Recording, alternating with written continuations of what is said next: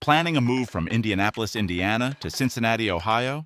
Whether it's for a new job, family, or a fresh start, moving interstate can feel overwhelming. In this video, we'll cover everything you need to know: costs, timing, planning, and tips to make your move smooth and stress-free.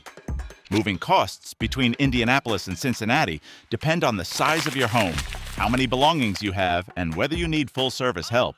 For a 1 to 3 bedroom home, expect a typical range between $950 and $1,800.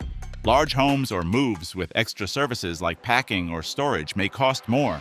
Factors such as building access, stairs, or distance to parking also affect the total price.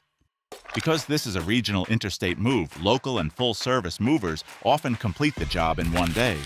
Depending on scheduling or if the moving company consolidates multiple moves, delivery might take 1 to 3 days.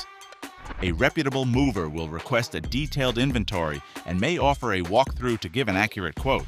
They can also handle fragile or bulky items safely, which is especially important for longer moves. Schedule your move on weekdays or off-peak times to reduce costs. Pack some lightweight items yourself to reduce labor charges. Declutter in advance.